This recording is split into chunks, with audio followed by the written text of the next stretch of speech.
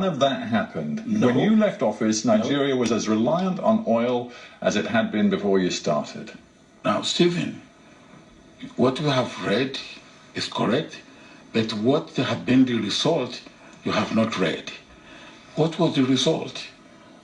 When we came in, and we give you a few examples, cocoa production in Nigeria was 150,000 metric tons.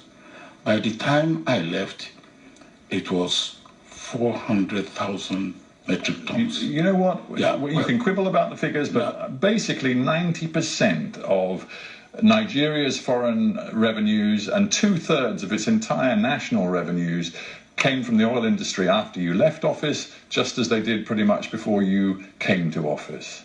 Structural reform is difficult in Africa, and you didn't achieve it in Nigeria. Look at your record on energy production. Look at your record on infrastructure, roads built, railways delivered. You did not do what you are now insisting Africa's many nation states have to do. Now, Stephen, have you finished? Now, let me now tell you that you are wrong. I started a railway program. I even started the building. Those who took over from me, a railway program, a 25-year railway program to connect Nigeria. And that plan is what they are following today.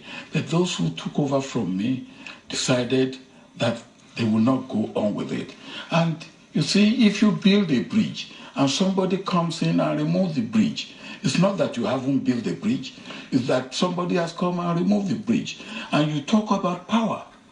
When I came into government in 1999, the price of oil hovered around $8 and $9 per barrel. By the time it got to $22 per barrel, we started going into power production, something we started 7. What will have taken us? You have a great capacity for putting a very rosy tint on your record, but it's not me accusing you. If I may, Mr. President, it's not me accusing you of failing in your tenure, and I'm only judging you this way because you make so many claims to be a crusader for better governance, clean government. Because I did it. And you are not recalling, you are not dealing with what was done. You are dealing with what was there. I'm dealing with the way Nigeria perceives you today. No, when you say, hang on, when you say it is necessary for Africa's governments to clean up their act today because corruption is corrosive at a time when population is rising so fast, be mindful of what the National Assembly said in November of last year when you lectured them about corruption. What did they say? Do you want me to read it? Read what they say. Lest we forget, they said, the person who introduced corruption to this National Assembly is Chief Olusegun Obasanjo. He birthed the Fourth Republic National Assembly with corrupt practices from day one of his administration. Stephen, what they say, is it right or they are talking rubbish? Listen to me. When I took over, the first thing that the National Assembly sent to me, and they sent who was my